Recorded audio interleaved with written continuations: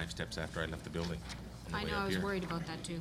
But I might have to use that crazy underground path. Take me a half an hour instead of 5 minutes to get here.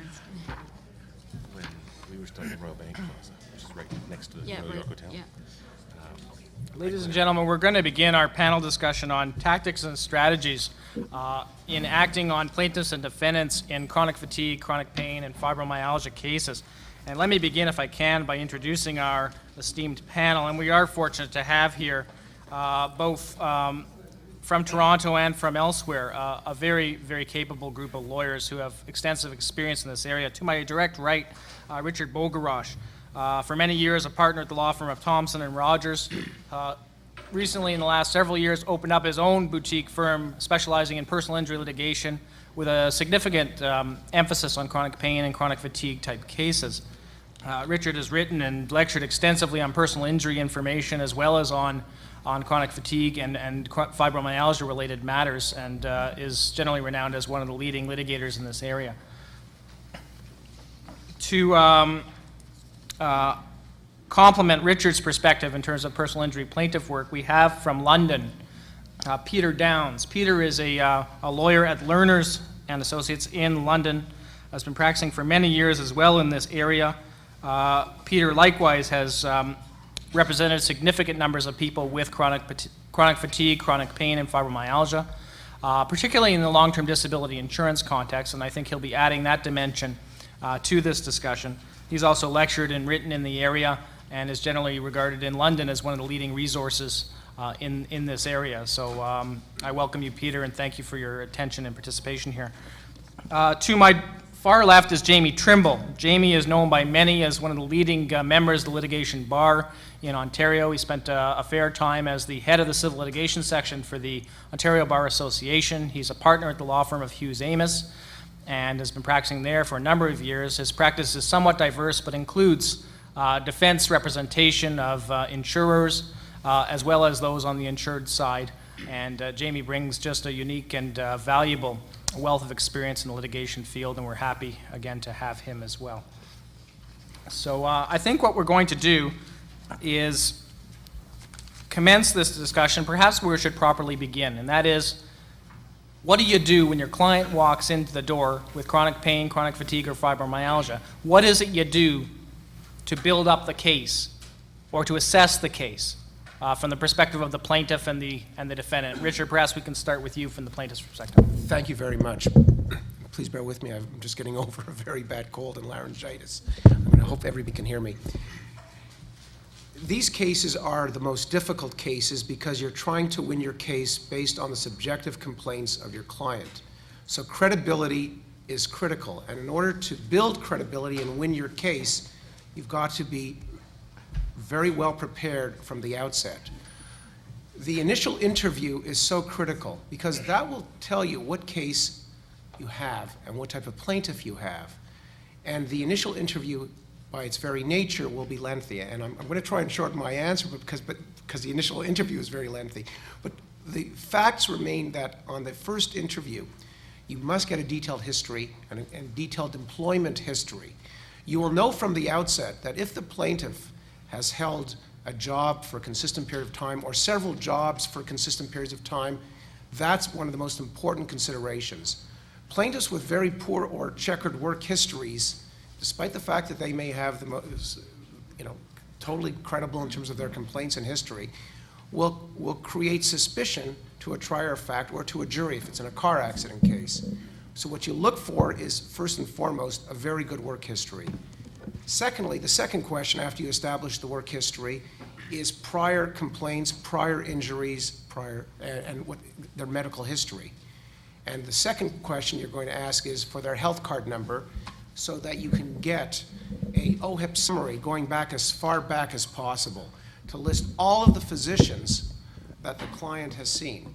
Because you'll know if the person has had one complaint after another, going back many, many years, and the complaints are essentially the same now from a car accident, you may have right at the beginning a difficult time proving causation.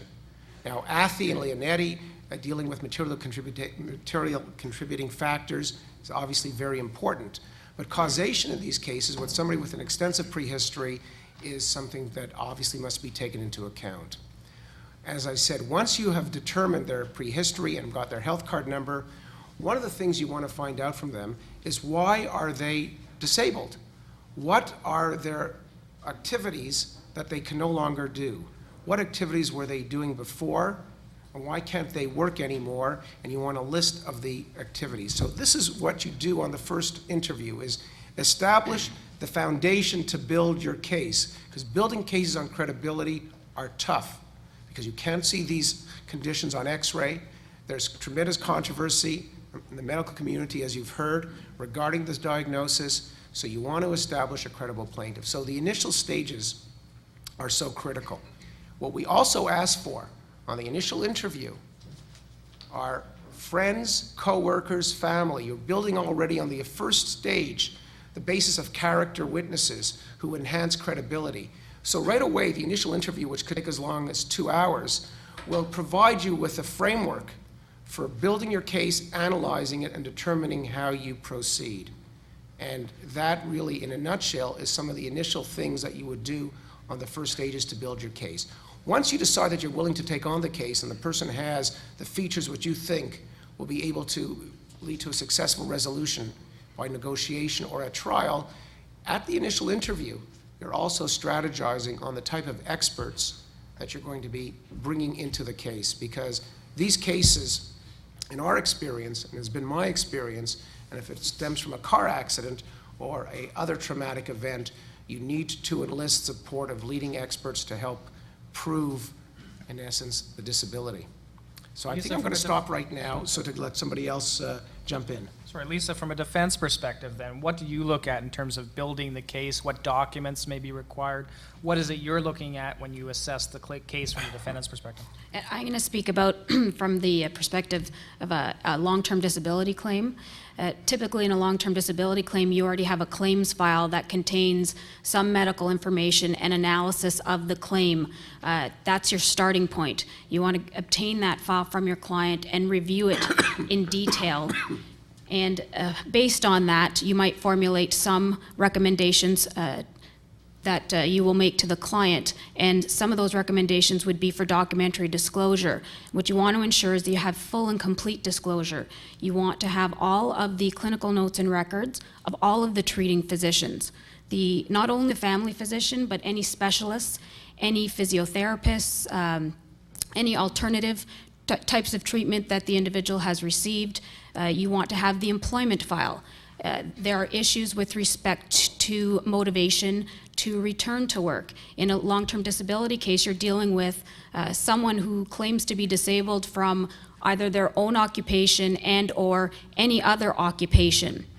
So you want to know what is possibly motivating them not to return to the workplace. And that employee file may reveal that the individual had difficulties in the workplace prior to their departure. You also want to obtain the income tax returns of that individual, the OHIP records, a decoded OHIP summary, prescription drug summaries, which you can get from the pharmacy provider of the prescriptions. And you want to try to get all of that. I typically ask for that documentation from the very outset. I want to look at that before I go to my discovery. Because we're dealing with subjective complaints and not much objective medical evidence, you're going to be looking for any possible inconsistency among all of that documentation. So you want to go through it with a fine-tooth comb. The other thing that you might want to look at, or you will look at, is surveillance. Likely, in most cases, the insurer will have conducted surveillance prior to the denial. In many cases, it happens. So you want to look at that surveillance as well when you're assessing the claim at the outset. Thank you, Lisa. Peter in London, if I could ask you, could you tell me first off about pleadings and the importance of pleadings and how you frame your pleadings in a long-term disability insurance type claim? And secondly, in terms of discovery, and in what forum you would choose, whether you choose the simplified rules or the general rules of procedure. And secondly, if you could address the issue of discovery in terms of what you do to prepare a client sort of from day one walking in your door through to a discovery examination, what steps would you take as a plaintiff counsel to try to prepare the client to get through the pleadings process, to get through to the discovery examination, to get your client to put the best foot forward in discovery. Sure, Eric. First of all, with respect to pleadings, it's trite to say that I'm getting a lot of feedback here. I don't know whether that's normal or not, but in any event, with respect to the pleadings, it's trite to say that the pleadings frame your action and determine what questions you can ask at examination for discovery. So when you're thinking of doing your pleadings, you have to keep in mind the documents you want to get from the defendant and insurer. Typically, I plead very specifically in my allegations of bad faith, for instance, indications that the insurer has not looked at this file in a comprehensive, fair manner. I typically suggest that they have retained physicians who are well known to accept a certain bias or a certain view with respect to chronic fatigue or fibromyalgia. I plead, of course, that their claimants people are inexperienced with respect to certain matters and haven't followed the procedures of the process within the claims manual. This opens up a wide area for examination for discovery. In terms of getting my client ready for the examination for discovery, I'm going to echo some of the things that have already been said. The bottom line in these LTD cases is this. The defendants are saying, effectively, the plaintiff is choosing not to work. The plaintiff is saying they are unable to work. So what I try and do is marshal evidence that would persuade a trier of fact, whether it's a jury or a judge, that this plaintiff has no reason to be off work other than they're ill. And I echo completely what Richard has said about the importance, particularly in LTD action, of the employment history. And I think it's very important from the plaintiff's perspective that I get a list of the people that the plaintiff says would support them in terms of at the work environment, saying that they enjoyed work, they were doing well at work, and I usually get statements from these people, written signed statements, and I disclose those in my Schedule B, not the entire statement, just the fact that I've got them. I also ensure that prior to the discovery, I get an itemized Schedule B from the defendant, and I make my plaintiff aware that there is surveillance. I tell them about the importance of not exaggerating their symptoms. That is critical. I go over with them the records of the treating physicians very carefully, and if there are some concerns in the treating doctor's records, I want my plaintiff to know about these before the discovery. You know, quite frankly, I like it when the defendant lawyer requests prior to the discovery all of my documents, because what that does is it gives me a chance to get them paid for, but more importantly, or as importantly, I get all those documents that I might not otherwise get, and I ensure that I review those documents with the plaintiff before the discovery process.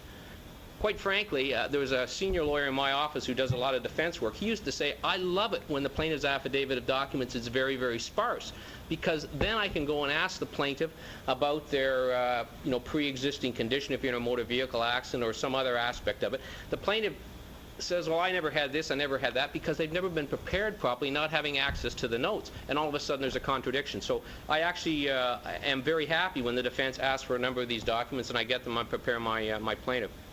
I'm sorry, Eric, was there another issue you wanted me to discuss?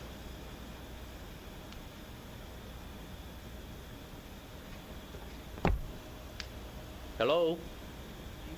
You've got the pleadings. What's your approach when you're meeting this plaintiff for the first time in a discovery, perhaps, in terms of trying to address and break down the information you have and deal with the claim? Sure. If I could back up just a little bit, because I want to comment on something Alyssa said, because when there are differences, sometimes large, sometimes not, when you're acting in a tort side, which is where I normally sit, as opposed to on the policy side for the long-term disability claim.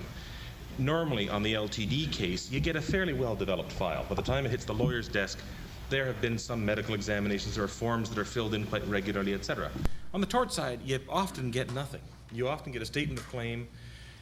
You might get some sort of incident report from the client. So that is why in the tort side it's even more important. And I've got the most obnoxious shopping list I sometimes send to plaintiffs' lawyers, asking them for everything, including dry cleaning bills for their most recent dry cleaning. But it's very extensive because you've got to get it. The second major difference on the tort side is that because chronic pain, chronic fatigue, fibromyalgia, myofascial pain, and all these sorts of related conditions are completely subjective, and because they often predate, although in a less coherent way, the date of any trauma. So, because if you're in the tort side, you're talking about an injury that triggers it. And what you will often find, based on the medical evidence, is that elements of the problem have existed just in a very diffuse way, and it's the injury that crystallizes them. So you've got to reach back quite a way, so that when you're asking for documents, you want documents 5 years old. And then once you look at those, you may want documents 10 years old. So this is all part of the preparation. Now, if what you're asking is the discovery style, I want to follow up with a comment that Peter made, and that is this. And I've got to come to the defense of all those defense people out there.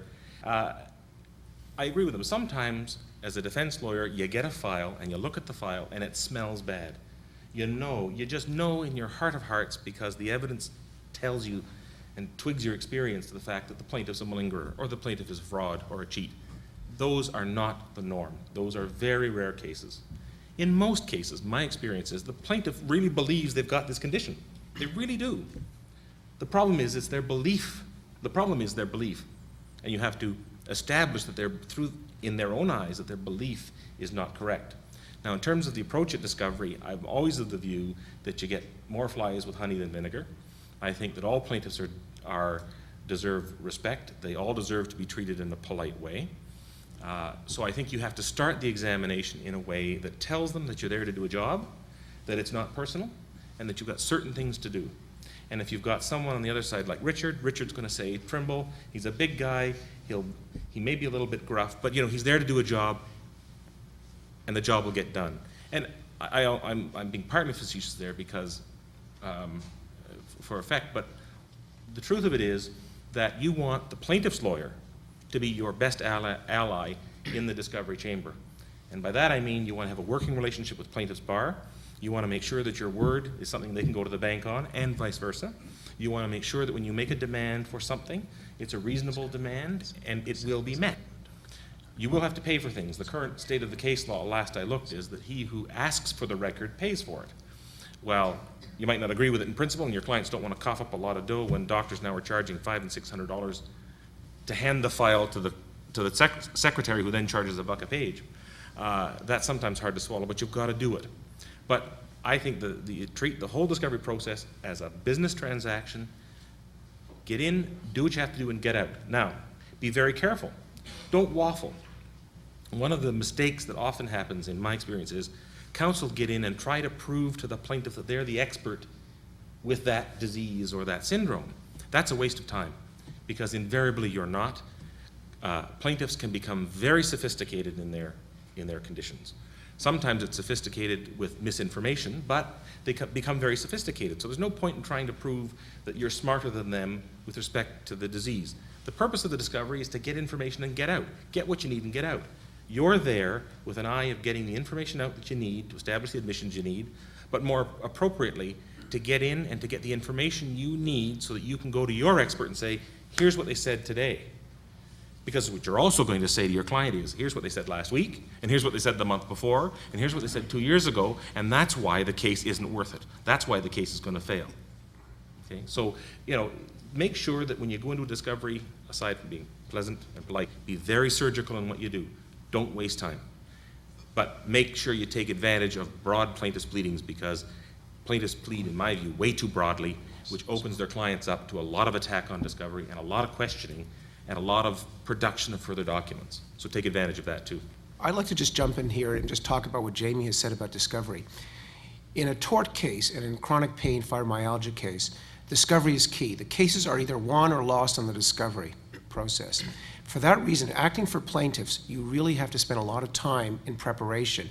It may be tedious, but if you don't spend the time, first of all, reviewing all the clinical notes and records ahead of time, reviewing the OHIP summary, and then, not on the day of the discovery, but generally a week before or a few days before, doing a dry run with your plaintiff, briefing them about the case, about the questions that he or she will likely be asked, and going through the history. So many times you'll come on a discovery, you'll attend a discovery, and the plaintiff will forget about something which is pretty particular and transparent in their history, and it will have a devastating effect. Did you ever have any prior workers' comp? Did you ever injure your back before, your neck, any other problems, any surgeries? They may just forget, but it looks bad if they don't know about their history. So their history is so critical. You've really got to spend the time to go through the history. Then you must also prepare them for surveillance. In a tort case, it's very, very frequent to find yourself on discovery where the plaintiff is asked very particular questions. Are you able to go shopping and go to Loblaws? Are you able to push a cart? Have you played bingo in the past 6 months? Have you, things of that nature. And in terms of preparing your client for discovery, you must tell them that it's more than likely they'll be placed under surveillance, never to be categorical. I can never play bingo, I cannot go shopping, I cannot do this. And obviously to say, look, have you gone to the store? Have you done any of your usual activities? It's fine if you have. It doesn't mean you're not telling the truth, because with these types of conditions, you'll have good days and bad days. You'll have times when you have tremendous energy and ability to carry out daily activities, and other times we will be bedridden. But it's very important that the plaintiffs are briefed about discovery, their clinical notes, and their past history. And you can only do that if before you attend on discovery, you have all these records. Okay, Lisa, you wanted to make a comment. If I could also ask you perhaps to comment, because what Richard seems to be talking about is assessing credibility of the plaintiff, and perhaps you might address that as well, and particularly have reference to perhaps surveillance and the impact of that. Okay, actually, that's where I was going. In terms of the discovery, because the claim largely depends on the credibility of the plaintiff, that's your opportunity at the discovery to assess the plaintiff, the demeanor of the plaintiff, and report back to your client. You want to assess whether the client will be likable, believable, a sympathetic witness, because that will have a big effect on whether whoever it is, the judge or jury, finds that plaintiff credible and believable. Now, in terms of the surveillance, one point that I want to make, if you're acting for the defendant, you want to ensure that you are the first to conduct your discovery. You want to examine the plaintiff before the defendant's representative is examined, because at that examination, they may be required to disclose particulars of their surveillance. And basically, if the plaintiff knows the particulars of the surveillance, then you won't have that opportunity to ask those specific questions about, whether they're able to carry, something that weighs 5 pounds, and then go even further and describe an activity that you actually saw in the surveillance and have them admit to the fact that they can't do it, but then have them on surveillance actually doing the activity. And I think that's the importance of surveillance. Oftentimes you'll find what you see on surveillance is very different from what the plaintiff tells you. The restrictions and limitations that the plaintiff says that they have are often different than what you see in the surveillance investigation. Jamie, do you have a quick comment on this? Yeah, first of all, Lisa's touched on it, and I just want to reiterate it. In the tort side, especially with if the client's an insurer, very cost conscious, oftentimes people tend to cut corners on files, which is fine. The one corner I don't think should ever be cut is the execution of an affidavit of documents. So many people take the easy road of having the insured or the insurer or client execute the affidavit of documents the morning of the discovery, because that's when you meet. The problem is, as Elisa's hinted at, that's not the way it's got to work. To protect your client, to protect your surveillance from disclosure, you got to make sure that you are out of the box first with your executed affidavit of documents served, either at the same time or before you serve a notice of examination, and you make sure you serve your notices first, because that guarantees you the right to say, not only will the plaintiff go first, I will not produce my client until I have heard all of the plaintiff's evidence subject to undertakings. That way you can control the information flow a little bit better. So that's the main thing. We can deal with surveillance more later on if you Just wish. a comment, that doesn't really occur in Toronto when cases are subject to case management. There's a timetable for production and delivery of the affidavit of documents, and also a timetable for discoveries. So outside Toronto, perhaps that can. I do it anyway. If I've got a case, even if there's a timetable, I'm going to beat the timetable. It's a race, and oftentimes it doesn't, in practical terms, in most cases, it really doesn't amount to anything, but you want to make sure that you do, and you want to make sure you get that affidavit out first. The second thing while we're on surveillance, and this gets us back to privilege, which we haven't really talked about, is that this gets us into a distinction between an LTD file and a tort file. The only reason for surveillance in a tort file is because of litigation. It's not the dominant purpose, it's the purpose, so it's privileged. And you don't have to disclose it. At least you have to disclose the existence of it in the affidavit, but you don't have to surrender the video provided you never intend to use it.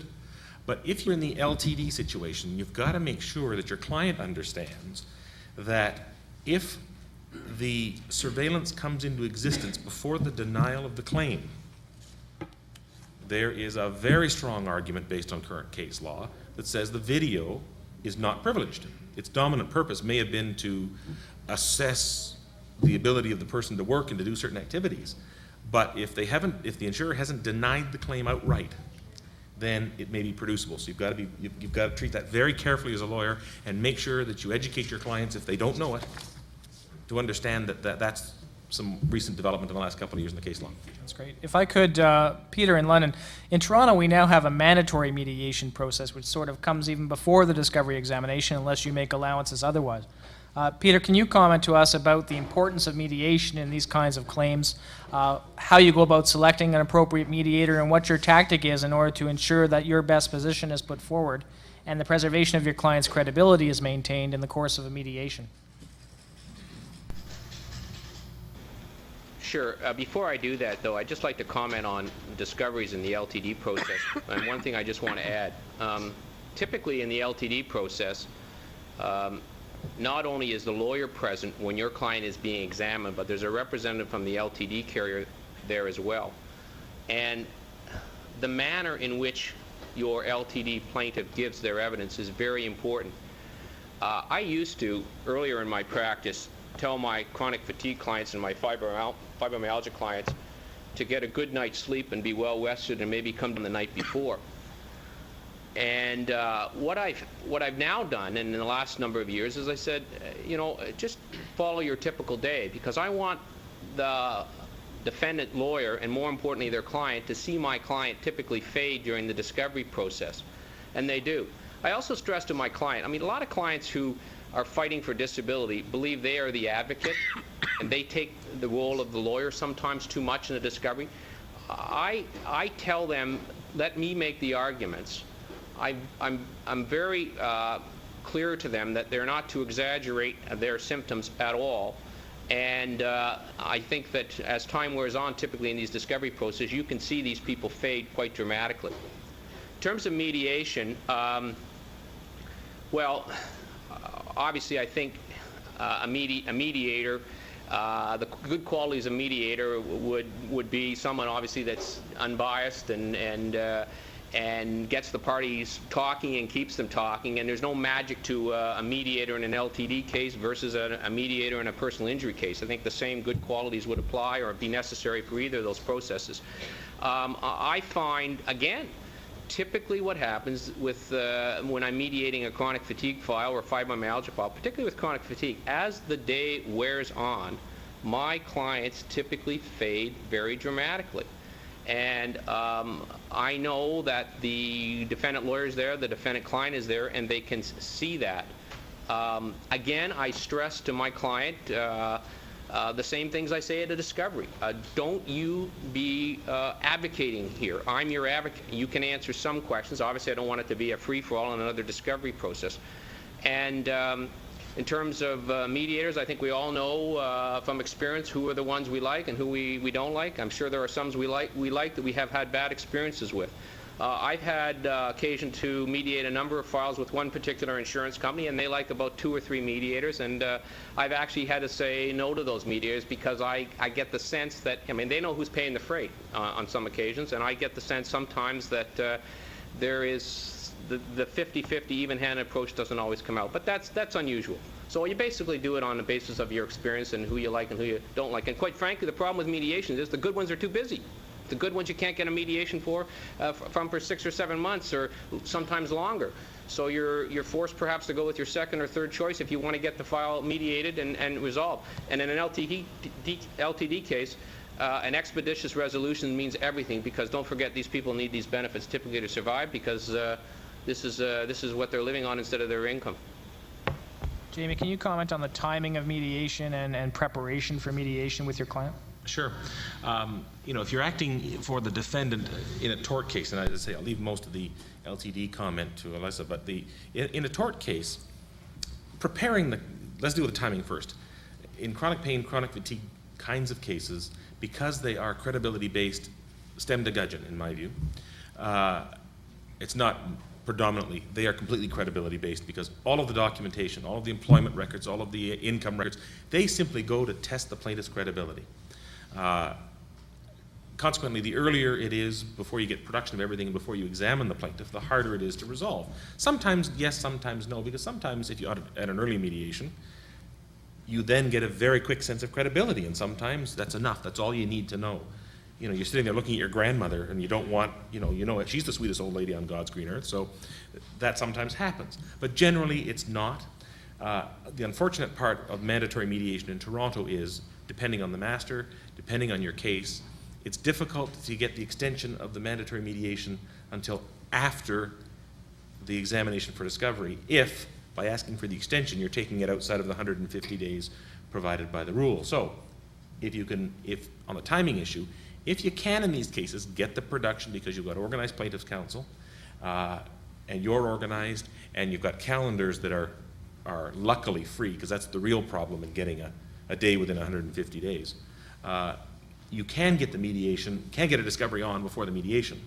That's difficult to do. So when you end up with cases that are what I call true chronic pain cases, aside from that is, there are two kinds of ways chronic pain, et cetera, are pleaded. One is a throwaway in a case that involves a hard injury that's measurable, et cetera.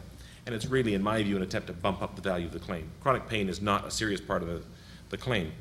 The kind of the case we're talking about here are ones where the whole case is the chronic pain or chronic fatigue.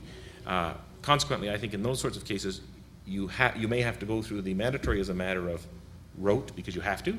So make sure you get all your documented discovery things out and get your timetable set there.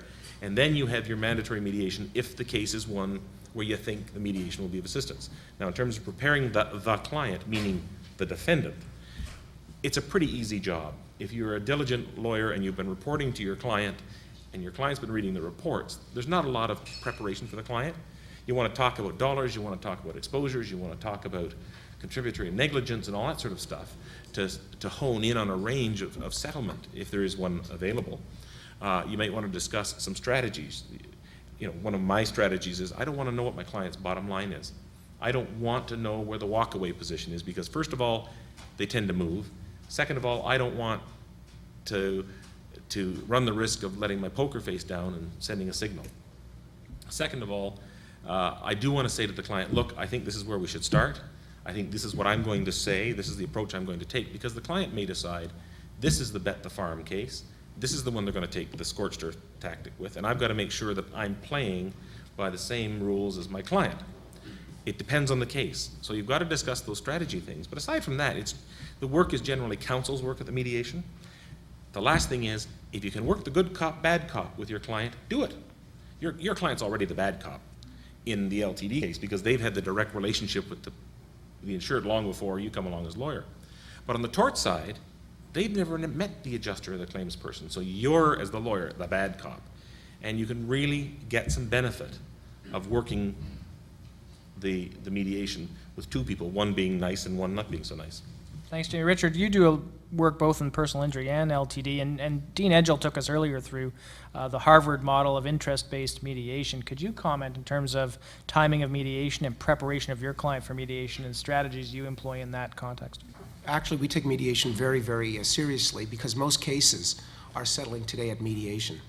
In a tort case and in an LTD case, we will not mediate early on until after discoveries. What we do with defense counsel, particularly the defense counsel with whom we have a good relationship, is we'll dispense with a mandatory mediation, because quite frankly it's a waste of time, money, and expense, and we will at that same time set up a mandatory / private mediation with one of the top mediators after discovery, say 6 months after the discoveries are concluded, and after and allowing an appropriate time for defense medicals if counsel are so advised.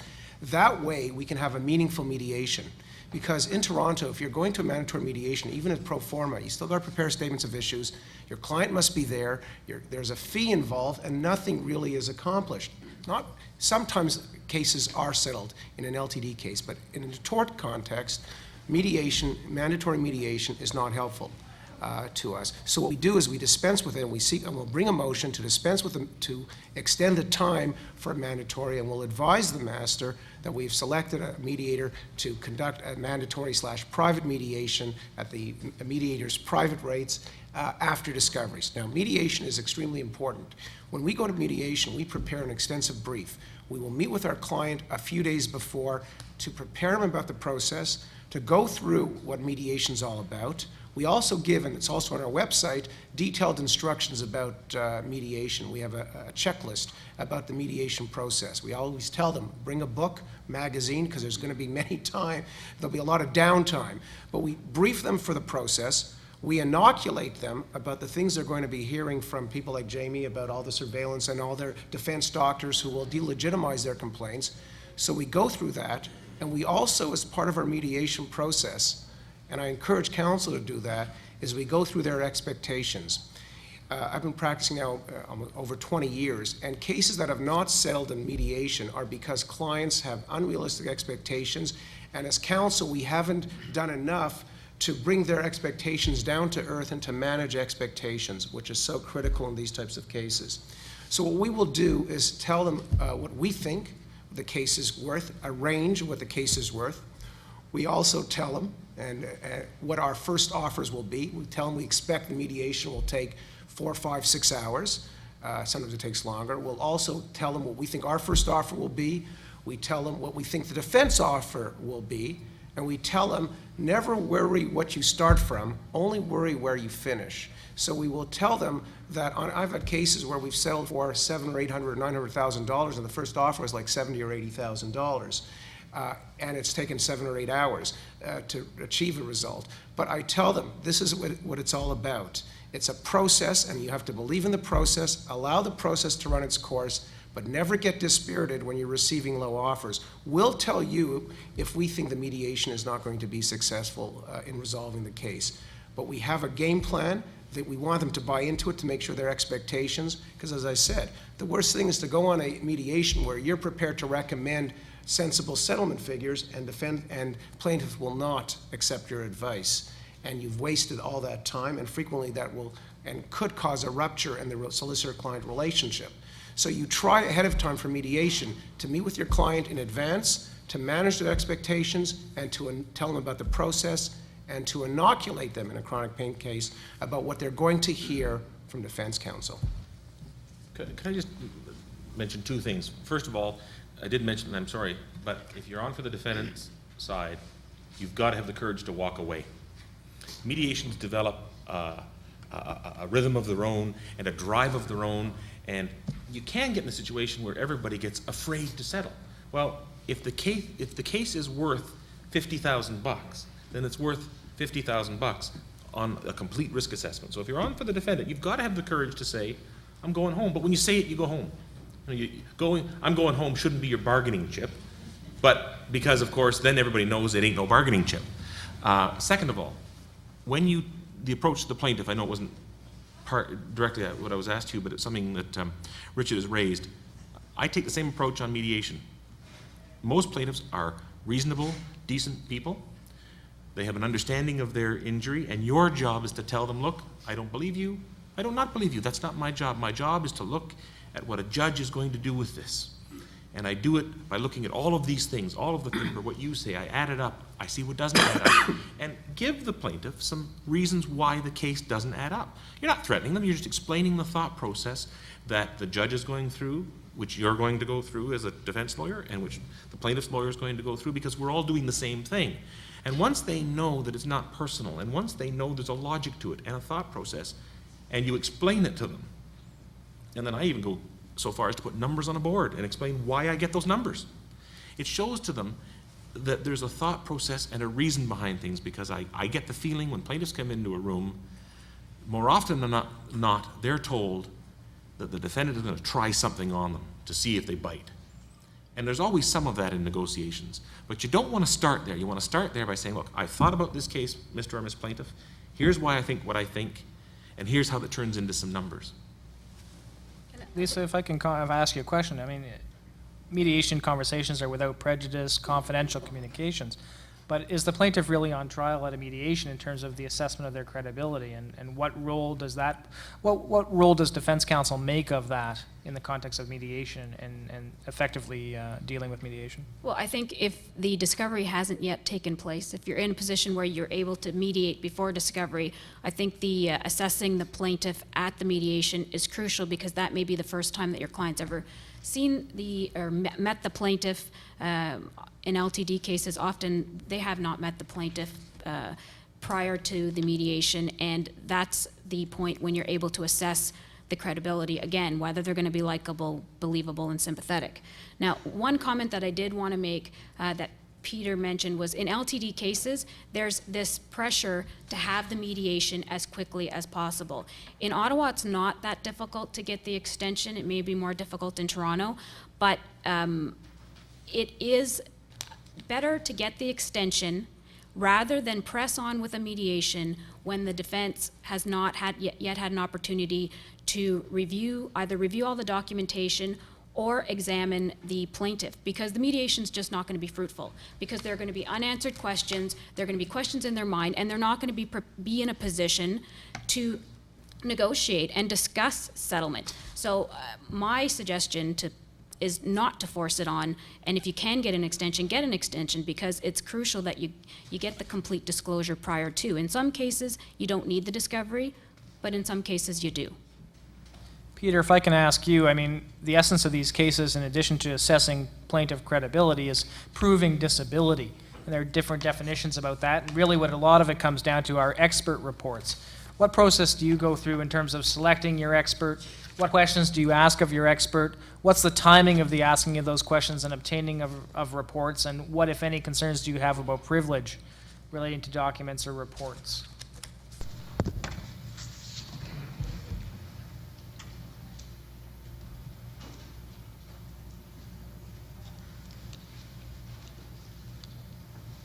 And I want to provide my expert with all of the medical information that I have in my file. The other aspect is I want to make sure my physician is educated with respect to the test that's at issue in the case. For instance, if we're dealing with the own occupation phase of the policy, I want to make sure that they are aware of that test, that they have the job description of the plaintiff, and they can refer to that, and they know what the physical demands are of that particular position.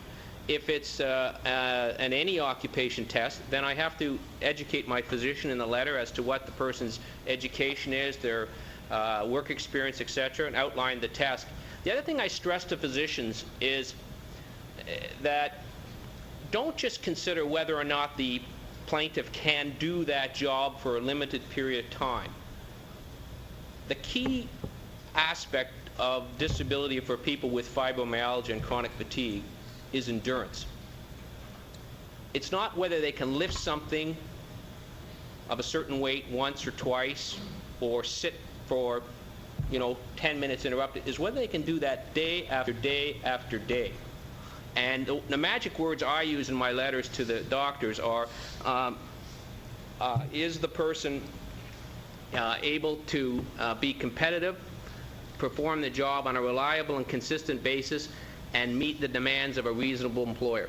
And I have found that when I go to meet with physicians or discuss with them in more detail, they have a different view whether or not the person meets the test or not when they see those words out there. The other thing you asked me about is the issue of privilege. Obviously, what I try and do, maybe we're fortunate in London because we're within easy driving distance of many of the physicians. I tend to, especially with the family doctor, who I think is really critical, the more I do this kind of work, I start to realize that I think the judges and probably, maybe not so much juries, but judges in particular are starting to realize that the plaintiffs have their cab to the airport and the defense have their cab to the airport, and what they really want to hear from is the treating physician. So I will go and I will meet with a family doctor, for instance, and I will spend some time with them and talk to them about the plaintiff and discuss with them, the job and that type of thing. And usually after we've had a discussion, the physician will provide me with a report. I think that's very, very important.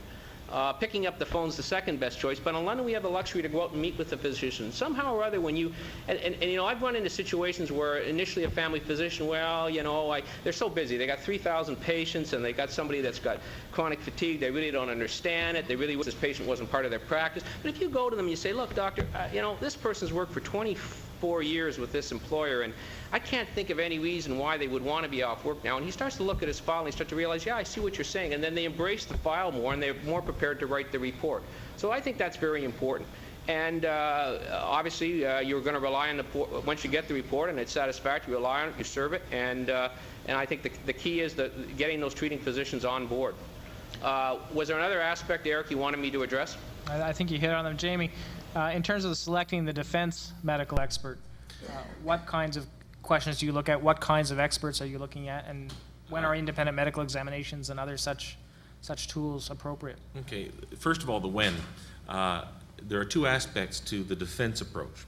One is a paper review, or what I call it the paper review, having somebody look over the file for you. And the second thing is the actual IME, because of course when you have your IME done under the rules, you must disclose the report. And there is always a risk that you're going to have the IME done no matter who's doing it for you, and then you've got to disclose it even though it's a disaster for you. So you should always consider whether in a case you should be doing having your expert look at the file to assist you in terms of questions to ask, areas to explore, documents to request. In terms of who, I put a lot of effort into who when I retain an expert. There are experts out there who you can retain to say what you expect them to say or what you want them to say, because they tend to be allied with one side or the other. There's a risk with that. When I said earlier that the case is wholly credibility based, I agree, but there are two aspects to the credibility. One is the credibility of the plaintiff, and that's the major one.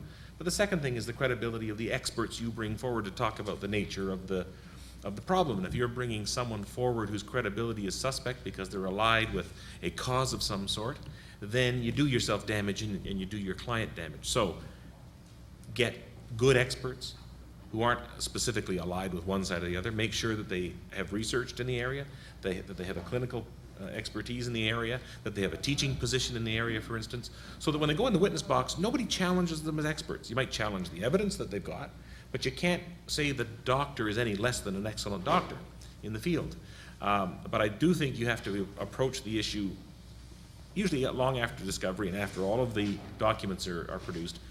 At that point, whether you really want to have an IME done, because sometimes there's no point.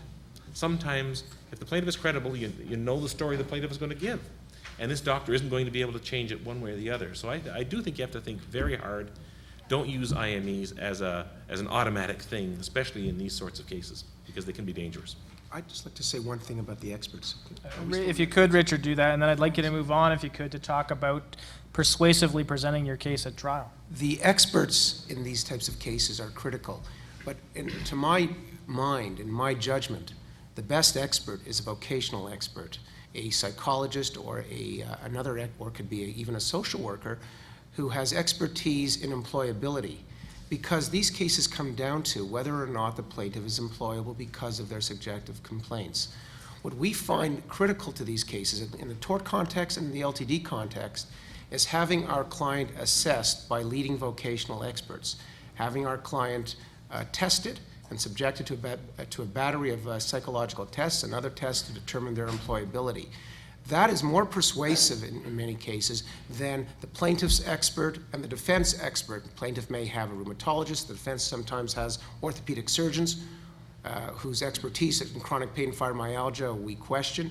But what we think sells these cases to judges, juries, and which results in these cases being settled in mediation is an excellent vocational rehabilitation report.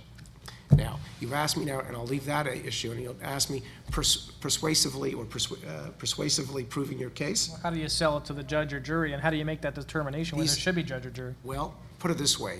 You know that there's always going to be a jury in these cases. Defense counsel will always, in my experience, deliver a jury notice. So what we will do is we'll deliver a jury notice too. What are we worried about? We like juries as well. Juries are sensible and they have common sense. But how you build these cases is not rocket science. It's, as I said, it requires a great deal of preparation. How do you sell subjective complaints? You do so by your client and by other people, as we said earlier. The key to these cases is character witnesses, what we call lay witnesses or character witnesses, who can testify to the court convincingly, can testify convincingly and eloquently, and also tell the trier of fact how the plaintiff was before the incident, if it's a car accident, how that person has changed, and what changes that person, and the changes that the witness has observed. You need more than one. You need family, you need friends, you need co-workers. Nothing is more eloquent than a co-worker saying, this person was a tremendous worker, diligent, dedicated, and since the accident is not the same person, hasn't been back to work or tried work and couldn't function. Those types of witnesses will win your cases, to my judgment. And you have to as well, in addition to character witnesses, make sure you have experts who have testified before, who have the experience, and who are balanced. The last thing you want are to have experts who are not balanced in their approach, who are advocates, and who have a bias. The courts are getting tired, and they said more than one occasion, of these cases becoming a battle of experts where experts are being almost ideological. You don't want that. So expert selection is very critical, and I think that's much more persuasive to have an expert who has also done defense work rather than entirely plaintiff's litigation, and it's much more persuasive for the defense to have an expert who's also examined, assessed, and treated plaintiffs. Again, the question is how to make the case persuasive, and those are some of the factors that you'd employ. Lisa, judge or jury, and what tactics do you employ as a defense counsel to break down the plaintiff's case? Yeah, I don't necessarily agree with the comment that all defense counsel would choose a jury. Oftentimes, you're right, we don't have a choice because the jury's already chosen, and the views are maybe a jury would be more skeptical of a plaintiff who doesn't really look like they're ill. Many times, these individuals don't look like they're suffering from any severe medical condition. And, or you have someone in the jury box who has aches and pains in their back as well, and they get up and they go to work every day. So that could work to your benefit. It may not. It's always up in the air. You never know whether a judge or jury would be better under the circumstances. In terms of persuasively presenting your case, again, this is all based on credibility. So what you want to do is draw on the inconsistencies that you may have found in the documentation and refer to the admissions that were made on the discoveries, use the surveillance if you have good surveillance, and just highlight those inconsistencies so that the plaintiff appears less credible to the trier of fact. Now, and as well, you want to have a good expert, and I echo the comments that were made with respect to experts. You want to have a credible, knowledgeable expert that doesn't have a recognized bias. You just want to find someone that has the specialty and expertise that you're looking for. And in these types of cases, I think functional capacity evaluation is also an important type of evaluation to have completed, because you're looking at an individual who is complaining of symptoms, and you want to have some testing done that actually tests their abilities. It will test their restrictions and limitations, and built into those testing is also tests on which examines their, if I could say, truthfulness during the examination process, and whether they're exerting the full effort that they're supposed to be exerting. That type of information, I think, is extremely relevant in a case where you're basing the medical condition based on the complaints of the plaintiff. Thank you, Lisa. Going to London then, Peter, if you could provide any comments then about your tactics and strategies at trial, and any comments perhaps on the utility of vocational or functional capacity assessments. Well, typically in LTD cases, you're asking for a declaration, so you don't see a jury notice. You're usually dealing with a judge. I'd rather have a judge in a chronic fatigue case than a jury. because, quite simply, you can't show the scar, you can't show the broken bone, and everybody in the jury says, I get tired, and I have pains and aches, and I'm working. And that's the fear I have as a plaintiff counsel. So I'd rather have a judge rather than a jury. In terms of the tactics, I mean, I don't want to repeat what has been said so far, but I do echo what Richard has said. I think it's very important to have good lay evidence, and sometimes it's a good idea in trial to put forth some lay evidence before your plaintiff takes the stand, if you can do that, just so that there is some background or context before your plaintiff gets up there and takes the stand. In terms of other tactics, I think one thing I want to back up to, and I never had a chance to say it because it's difficult from London to interject, but I tell my clients through this whole process, they have to understand that the case is determined on the basis of the evidence and not the truth. And some of them look at you, what do you mean the truth won't come out?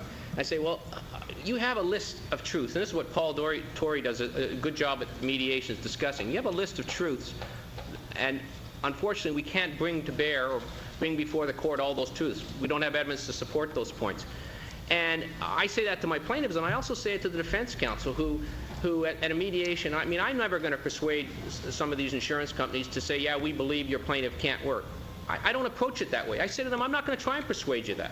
I just want you to look at the risk in this file and look at the evidence in an objective fashion. And that's how I try and work out my game plan for court as well. I try and figure out what evidence do I need to establish each of these points and draw a flow chart up. This is the point I need to prove. What evidence can I marshal on that point? And link it up, and it helps you get organized with respect to your trial preparation. Jamie, any concluding remarks from you in terms of trial preparation as counsel and what you do to put your game plan together in presenting your case? Yeah, and I mean, Alyssa said most of it, but I do have to reinforce the fact that if you're on for the defendant, you're the bad guy. You wouldn't be there if you were a good guy. That's what the trier of fact sees, and I don't care whether it's a judge or a jury. You're on the wrong side of the V. So the way you approach the trial, the way you carry yourself in the trial is very important. But in terms of the work you do, it's meticulous preparation so that when the client says, or when the plaintiff says, this is the case, you can go back and ask 4 questions. Because it's almost like the O.J. Simpson trial. If it don't fit, you must acquit. I mean, it's that sort of analysis. You ask very specific questions, and just nibble away and nibble away and nibble away. And eventually, if you've got enough nibbles there, the case can't stand anymore. Plaintiffs want to paint broad pictures and leave impressions and things of that nature, because that's part of what the plaintiff's case is about, creating the impression that the plaintiff is credible, honest, decent, and they would work if they possibly could, but they can't. And as the defense lawyer, your job is to say, well, but look at these 45 different things, and you just do it very slowly and very patiently, without trying the court's patience in the process. Well, I think our panelists have painted some very broad strokes here for us, but certainly others have helped to nibble away at those, and I thank all of them for their contribution today, what I think has been a great panel discussion. Thank you. Thank you very much.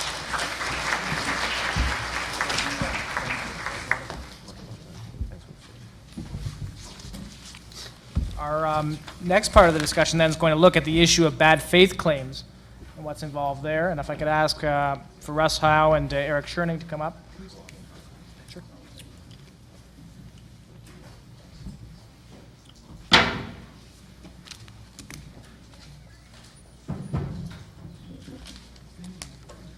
Come here. Whatever you wish, I think.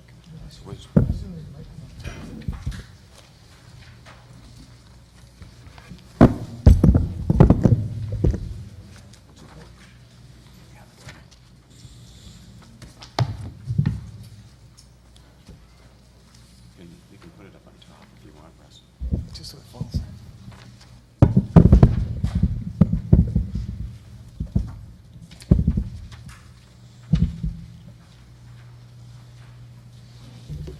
Yeah, 1 second.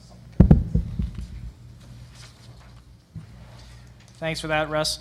Russ Howe is a graduate from the University of Ottawa, called to bar in 1992. He's a partner in the law firm of Boland & Howe, which restricts its practice to the representation of plaintiffs in catastrophic personal injury, long-term disability, and fatal accident claims.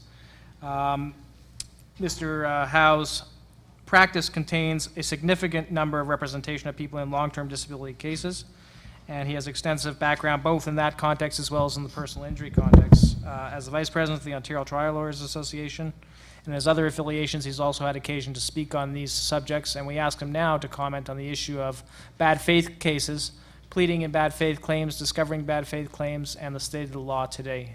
Thank you for coming, Russ. Thank you. The first thing I'll say is you'll note from my CV that I'm with the Ontario Trial Lawyers Association, who some people are now taking to call the Ontario Settlement Lawyers Association, because that seems to be all that we're doing these days. So I thought I would come talk to you a little bit today about doing and winning trials, and if you care about pleadings and law and that kind of stuff, just have a look at the paper. It's all in there. The first thing I want to talk about, and I'm going to speak quickly because I've got 10 minutes to tell you everything you need to know about bad faith, and it's going to be hard, is language. Winning at trial is about language. George Bush pays for language, everybody else pays for language. They spin stuff, they change stuff, and they play word games.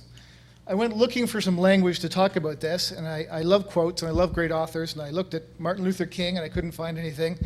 And I looked at Winston Churchill's quotes, and I couldn't find anything that suited us. And I came to a modern philosopher who I think suits us better, and I hope I've got the right generation, but the modern philosopher I chose was George Carlin, who you may all remember. And you may remember that George Carlin did a piece called The 7 Words You Can't Say on Television, which I think is probably making Hugh sweat right now. But I'm not going to say the 7 words. What I want to talk to you about is perhaps the 7 words you should use as part of language in a bad faith trial. And then I'm going to talk about some other stuff. And I'm just going to run these at you. And for those of you who've done trials and you get these judges who are real old school and they don't want to let you say anything, and they want to, Hall and Schmidt you, and you should all read the Hall and Schmidt decision and then quake in your boots about what goes on in openings, and then figure out why the bench likes to equate my duty as a plaintiff's counsel to a Crown attorney. Don't be afraid of that stuff anymore. Go out and read Kazaka from the Ontario Court of Appeal, which says you have a right to create righteous indignation and anger in the mind of a jury in a bad faith case. So all the kind of Hall and Schmidt handcuffs are off. I like words like vindictive. I like words like retribution. You've heard these before. Malicious, deterrence, harsh, high-handed, offensive, and they're all from the Supreme Court. So go out, dig through those cases, find those nasty words, use them in your opening, use them in your cross-examination, use them in your objections, and pound them into the jury's head. In a bad faith case, you must convert yourself from a plaintiff civil attorney to a Crown attorney who is seeking to punish the defendant. So look for those words. I had to wince. I'm going to get in trouble. I always get myself in trouble. When Richard Bogoroch used a word, I'll talk about that in a second. Always watch your language. In car cases, we do not have accidents because accidents happen. We have crashes. We have collisions. We have all sorts of wonderful things like that, but heaven forbid we have an accident. And Richard, I had to wince. He said his clients have complaints. My clients don't have complaints. Complaints is what you send to the school board when you're not happy with the paper when your children comes home. My clients have injuries. My clients have symptoms. My clients have impairments. My clients have pain. But they sure as shit don't have complaints. So watch your language, and that was one of the 7 words that George Carlin says I can't say today. The other 2 words you want to use in a bad faith trial are fair and reasonable, and I'll tell you why they're important in a few minutes. Keep in mind, and keep all this in the back of your head, that right now we're on a big wave, and now's your chance to go to trial, because people don't like corporations right now. People are upset about the Enrons and their pension funds disappearing and those sorts of things. So corporate dishonesty, with people losing their jobs and getting laid off and those sorts of things, is a concept that is foremost in the public mind, now or never. Because if the corporations come back and they ever get us to believe we're honest, we're in trouble. Another comment made I want to talk about are juries. Somebody said they don't like juries in chronic fatigue syndrome cases. I want a jury on every case I have where I plead bad faith. Because juries are unpredictable and insurance companies crave certainty. The last thing I want to do is give them what they crave. Give me a jury. I'll take my chances. People ask me, Russ, what is a bad faith case? How much is it worth? And what is bad faith conduct? I have a 1-line answer. Write this down, memorize it, don't forget it. All of these things on quantum and what is bad faith come down to this answer. They is what the jury tells you they is. And that's it. You see the stuff that Alf Quinter is doing right now. Read his cases. Read the Mazza case, which just came back from a jury. I'll tell you about the Mazza case. It's a little fire case, little mushroom farm. $400,000 claim on the policy. $2 million in punitive damages. It'll likely stand at the Court of Appeal, I would think. They had a tenant in this mushroom farm. I'm not sure exactly what he did. He had a $30,000 claim. The jury gave him $500,000 in punitive damages. I would love to see what's inside the insurer's files talking about the risk of punitive damages before the case. I trust you will believe me, it is all worthless, or they wouldn't have done the trial. So those of you who've gone to law school and you've enjoyed things like reading case law and writing reporting letters, give up on it, I'm telling you. Because I'm sure there are reporting letters in there saying, in the Whiten decision, and by the way, it's Whiten, not Witten, for those of you who really like language, they gave $1 million, and our conduct is not as reprehensible as theirs. And in the Wellington case, there's only $15,000 worth of damages, and our conduct is not as reprehensible as theirs. And there's all this crap about case law that the jury, you remember those folks who are actually going to decide the case, never get to see. So stop wasting your time reading case law, trying to give your clients advice based on what previous bad faith cases say. You really are wasting your time. I don't do it that way. I tell my clients, if your neighbors don't like it, it's probably bad faith. There's actually a more scientific solution than that. We call them focus groups. This is an American thing. And when I eventually have that big heart attack from working too hard, I'm going to change businesses and run a focus group business. The reality is, you go out, you get 5, 6, 10, 20 people from out in the community, you drag them in, you throw the plaintiff in front of them for a while, you do a little bit of cross-examination, a little bit of direct examination, you run some of your opening by them, you run some of your closing by them, and then you ask them a bunch of questions and do a bunch of surveys and see what they think. In Toronto, this would probably cost you thousands of dollars. In Sudbury, this is probably a pizza and beer proposition. Depending on what happens in the child's case, if you have the courage to give them beer at your office, which now makes me a little bit nervous. But drag these people in, do these focus groups. If you don't want to listen to me, the finest trial lawyers in the province are doing them. Roger Oatley is doing them. Bruce Hillier is doing them. John McLeish is doing them. All the very finest plaintiffs' lawyers are doing them. Do a focus group. Ask them, give them specific insurance conduct and say, was this conduct fair and reasonable? Don't load the language in your questionnaire. Say, was this fair and reasonable? And in the LTD context, you might ask them, was it fair and reasonable to quote parts of the contract that support your termination of benefits in your termination letter, but refuse to give them a copy of the contract? Ask people out in the public, is that fair and reasonable? Because that's a common insurance practice. I call it putting the plaintiff in the game without telling them the rules, which I don't think is fair and reasonable. Ask the people on your focus group if the treating physician and the treating rheumatologist and the treating neurologist and the naturopath and the chiropractor all say the person is disabled, and the insurance doctor who works for the insurance company and is paid by the insurance company says it isn't, is that a fair and reasonable way to evaluate a claim? See what your focus group thinks about that. And my personal favorite, ask them about the objective standard. You get these letters about objective symptoms and so on. And you say to your focus group, do you think it is fair and reasonable for the insurance company to apply an objective standard to evidence when the word objective does not appear in the insurance contract? Ask that at discovery. And all these people in the LTD field, you say, well, you're familiar with this contract. You've worked in the field for 30 years. Can you point out to me where the word objective appears in your contract? I haven't seen it yet. Please don't quote me right all your contracts because of this. But it's not there. And there's a lot of American jurisprudence that actually says importing a term like objective into a first-party contract is bad faith. And on top of that, I don't think people like that idea. I don't think commoners, real normal people, see that as fair and reasonable. A couple more things I'm going to talk to you about quickly. This is all trial stuff, by the way, so it doesn't do you any good at discoveries or mediations or most of it. Although some of it you should think about setting up at discovery. And you should probably have your trial theme worked out before your discovery starts to set things up. There's a concept called materiality. And Justice Ferguson, you hear me harping on Holland Schmidt, Justice Ferguson mistried a case a partner of mine was doing. I have to find the polite way of putting it. When my partner got the jury to cry and said, you can't appeal to their emotions and all this kind of stuff. And he wants a cold and clinical approach. So even if you end up in front of an older justice who likes that cold and clinical approach, there's no escape from this thing called materiality. And this is something that comes from, originally the idea came from Gary Will. I have to give credit where it's due. Materiality is an accounting concept. It's generally accepted. You know, all those big annoying accounting firms do this stuff all the time for the big corporations, especially for their financial statements and prospecti. And materiality means how much money does it take to have to report it as if it matters. And if you remember the idea of deterrence in Whiten and other cases, they'll talk about making it sting or making it relevant or having a deterrent value. There's an excellent analogy to be drawn between the accounting concept of materiality and deterrence. If it doesn't matter, it doesn't appear in the financial statements, it's probably not enough to deter. The joy of this, the real secret of this, it is a cold clinical accounting concept. Even the most conservative of judges who write decisions like Holland and Schmidt can't say to us, well, Mr. Howe, you're appealing to the jury's emotions. Well, you're trying to impress them with the size of the company. This is a generally accepted accounting principle that any accountant will do for you, but the numbers are just amazing.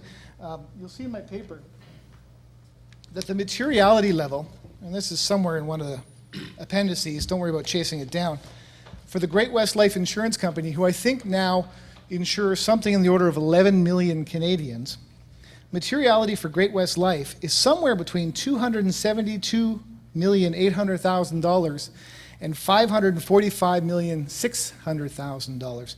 So you can say to the jury the amount it will take to Great West Life's attention based on accounting principles is somewhere between $272 and $545 million, which leads to talk about a wonderful little Texas case where originally a jury gave a $100 million verdict, which State Farm never reported to head office. And the defense lawyer the plaintiff's lawyer got to stand up at the end of the trial and say, well, they didn't report the $100 million verdict. Please send your message loud enough they hear it all the way back in head office on this one. There's also, since you do trials, you learn to think in a military context. This takes away tactical options from the defense. I love getting one of these accounting reports that says how much materiality is for an insured. It's all public record stuff. They can't hide it. You don't even ask about it at discovery. I don't bother. It takes away two of the tactical options of the insurance company at trial. The first one is bifurcation, and a lot of plaintiffs' counsel get really nervous, and the Supreme Court in Wright talked a little bit about the potential of bifurcation. You'll also remember the Supreme Court's objection to, or quasi-objection to the use of information about the size of a company in the Wright case was the fear that it would contaminate the liability case. So in the event that the case is bifurcated, liability is now separate and cannot be contaminated by the bad faith case. Therefore, any argument that the accounting materiality documents or evidence goes in cannot succeed after a bifurcation or a successful bifurcation motion brought by the defense. So if the defense is going to bring a bifurcation motion, they are guaranteed to allow me to get in all my really prejudicial evidence with those big massive numbers because they've eliminated their own prejudice argument. The second thing, and for the same reason, is it takes away that really annoying tactical last-minute reinstatement. I've had a number of cases, it's a week before a trial, a check arrives at my office with the amount of arrears in it with the interest on it and says, congratulations, we've decided to unilaterally reinstate your client. There's nothing left to have a trial about. Let's just get down and assess your costs, which really drives me nuts when I've got a good bad faith case.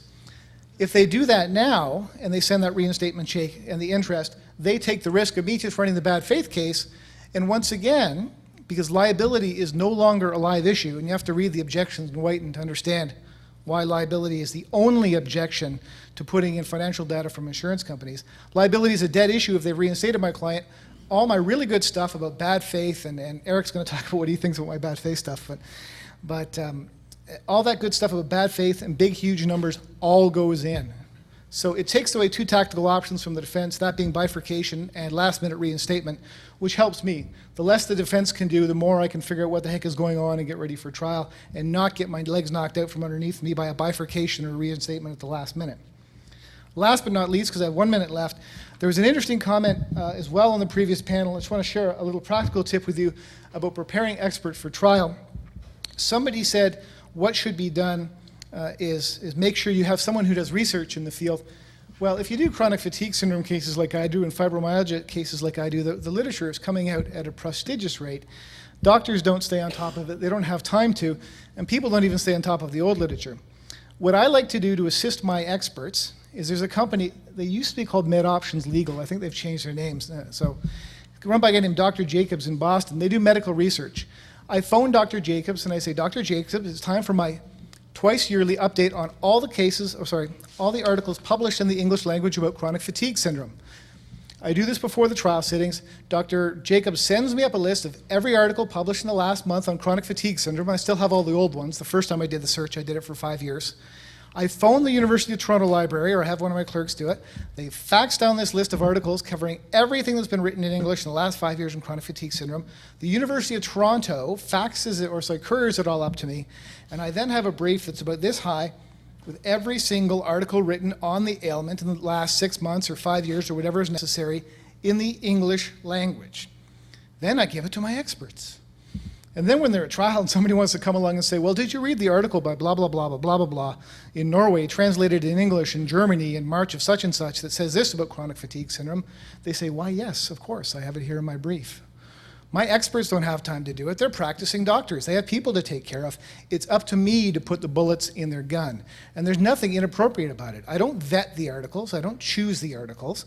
I just send them all to them and ask them to read them, or perhaps highlight some of the more important ones on the issue of function. So the availability of medical documentation is revolutionizing the way we fight about multiple chemical sensitivity or medical malpractice cases or those sorts of things.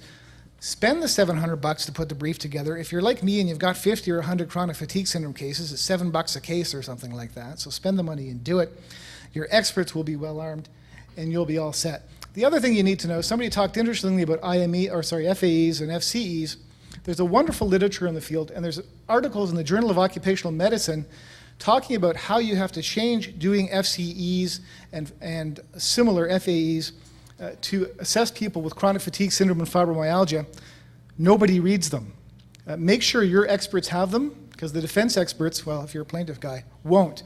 And I've seen so many reports come in from FCEs where they're normed for back injuries, which is what FCEs are normed for, orthopedic injuries, and they haven't done the changes necessarily to properly assess a multisystemic case, which means effectively that their evidence is worth garbage at trial. If they can get it in the first place, which they may not, because it's not normed properly and it doesn't meet the basic scientific standards as our courts desperately try and import the pathetic Dalbert case into Canada, even if they do get it in, they'll have less credibility on cross-examination.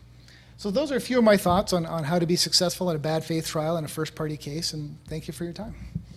Thank you, Russ. I could see a couple of my friends from the defense bar sweating a little bit over the course of some of Russ's remarks, but I note that the next speaker, Eric Schjerning, was all cool and collective. So let me proudly welcome Eric here. Eric is the Vice President, Corporate and Litigation with Canada Life. He heads up Canada Life's litigation team, litigating disability and life insurance claims. And Eric, it's our pleasure to have you here today. Thanks very much. Good afternoon. I want to start off with my Sumatran tiger story. And those of you who've been to the Metro Toronto Zoo, you may have been to the Sumatran tiger exhibit. And the zookeepers were worried a couple of years ago because the tigers were looking very listless, very bored, very depressed. Their days were the same, very routine. You pace a bit, you sleep a bit, you eat some raw meat every night. And defense counsel, the same thing was happening to us.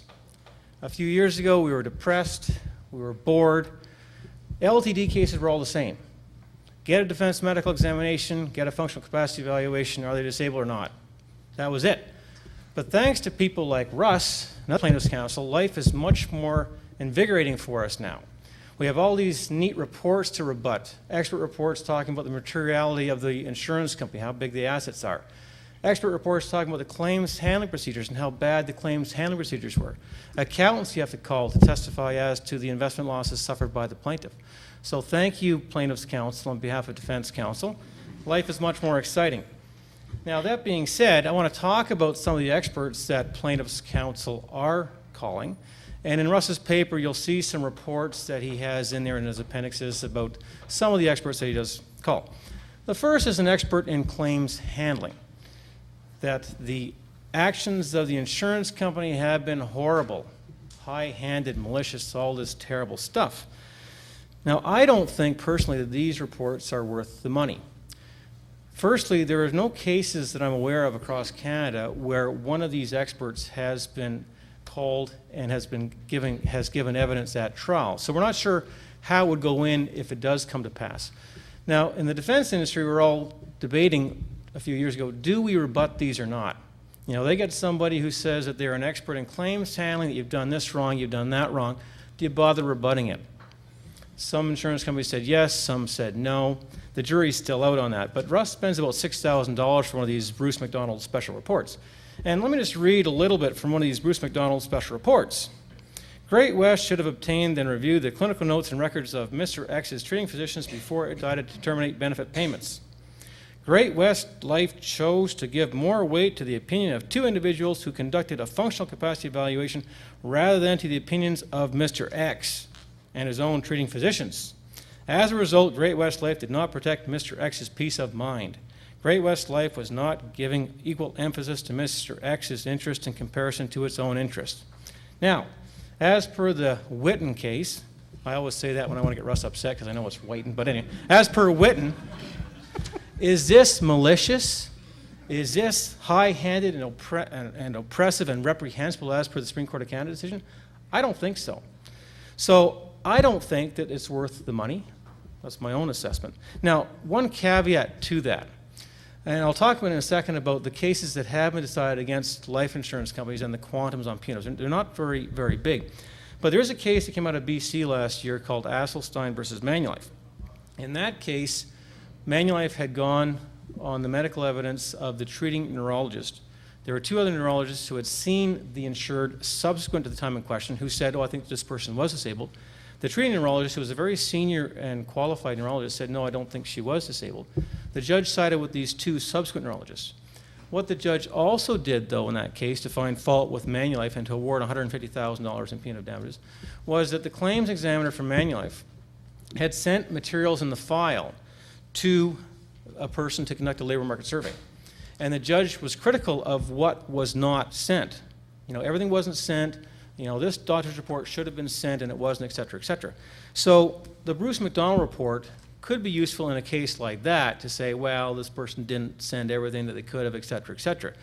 Now, the Asselstein case is being appealed. There's a 2-day appeal scheduled in October. And what I would say on this issue of these experts on claims handling is if the trial decision in Asselstein is upheld and $150,000 in punitive damages were awarded based in part because this person didn't send everything in the file, then maybe you want to spend $6,000 and get one of these Bruce McDonald reports.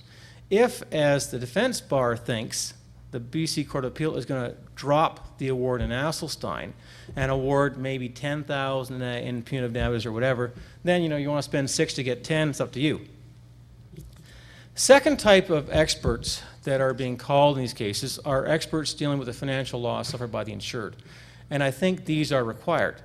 This goes really to aggravated damages more than punitive, and bad faith, you're talking about punitive damages, but you can't really separate aggravated from punitive. Some judges get it wrong. They say that this conduct was horrible, that it was malicious and high-handed and all this stuff, and I'm going to award aggravated damages of $20,000. There's two cases like that. So they're sort of interchangeable.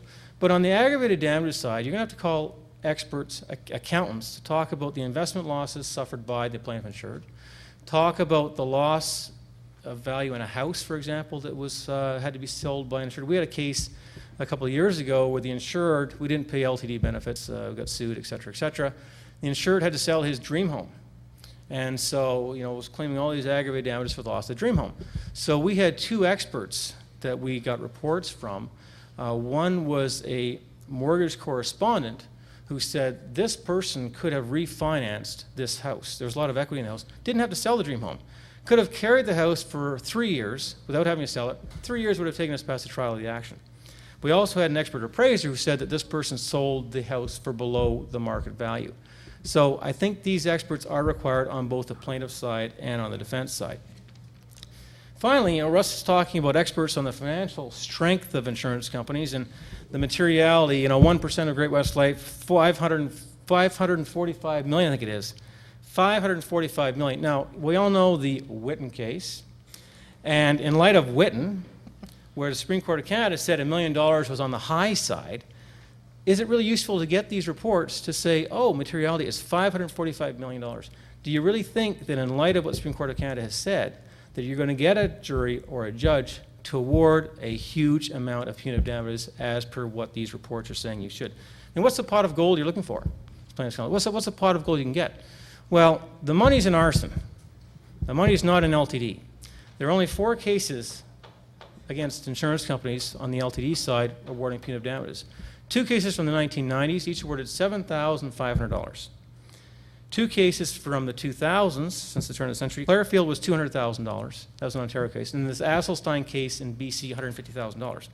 So again, do you really want to be leading this evidence when the quantums on these punitive damages awards are not very great? Now, I'll just comment really quickly about something Russ said about the jury awards. And juries, there was a case that Canada Life had in Ottawa a couple of years ago where the quantum of benefits found owing to this person totaled $7,500. The person was deemed disabled for 6 months, $7,500. They went on to award $260,000 in punitive and aggravated. Prior to that case, Canada Life's, our view was, oh, we don't mind juries. They're not bad. We've had some good jury verdicts. After that case, we've kind of rethought that. Now, that decision was overturned on appeal. The Court of Appeal ordered a new trial, and the case was settled. But on the issue of punitives and aggravateds, there's probably more risk of getting some wacko award if you have a jury as opposed to a judge. Last thing I want to say is, you can sit down. Okay, so last thing I want to say, oh, it's lots of time. No. Last thing I want to say is, while Plaintiffs' Counsel, we appreciate what you're doing by serving all these special reports, it's a lot of fun for us, et cetera, there are, unfortunately, a few cases in this past year, and I've entitled in my paper, it's called Slapping Silly Plaintiffs' Counsel. And I say that because I hope that in light of these cases, Plaintiffs' Counsel don't stop doing all this fun stuff, serving all these reports. But there have been a couple of cases in the past year which are of interest, where judges have slapped Plaintiffs' Counsel. There's a case from Hamilton involving Lou Farrell. You may have, a lot of you have heard of it, Lamy versus Belair, income replacement case. Lou Farrell loves to sue claims adjusters personally. Loves to sue claim staff. Oh, I'm going to sue Great West Life and poor Sally Smith, who wrote the letter out declining benefits. And this is all the rage about 5 years ago. You know, about 10% of new lawsuits that came in, a claims adjuster would be sued personally. Well, in this case, Lamy versus Belair, he sues the claims adjusters personally. And here's what the trial judge said about Mr. Farrell's actions.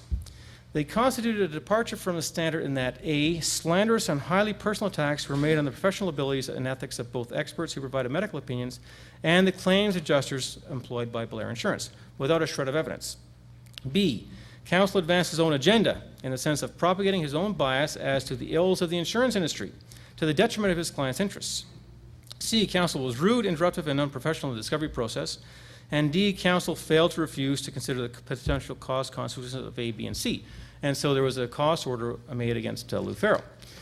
Bigger case, the case just that came down out of British Columbia this past year, is called Chaplin versus Sun Life. Chaplin versus Sun Life was an LTD case and went to trial in 2001. Sun Life won on the issue of disability. Ms. Chaplin was not disabled. But what happened in that case was that plaintiff's counsel, Larry Pierce, is a well-known plaintiff's counsel in British Columbia, made a couple of allegations against Sun Life. One was that the Sun Life claims people who deny claims have a bonus scheme, and money goes into the bonus scheme from the claims that they don't pay. And then they all split up at the end of the year for a big Christmas party or whatever.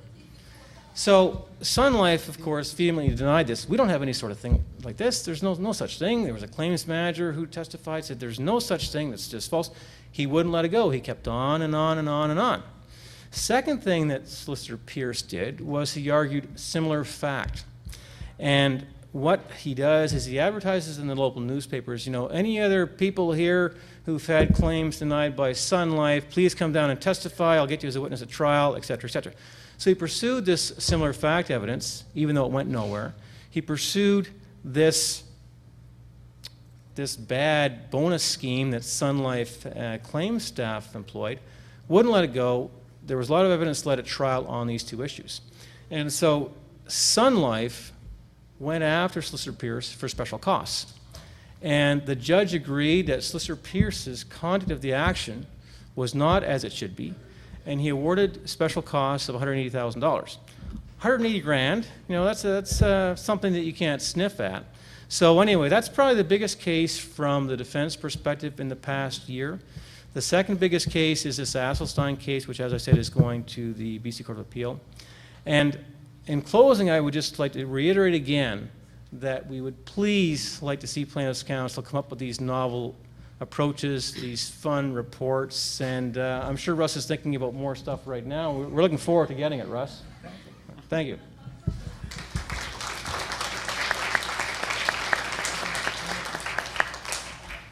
I'm going to take 60 seconds more of your time because you were slightly misled. There's an Alberta case called Flewelling and Blue Cross. It's a reported decision of Alberta Queen's Bench in which a bad faith expert was allowed to give evidence at trial. They brought some really interesting guy from Michigan who knew nothing about Canadian law, and they allowed him to testify.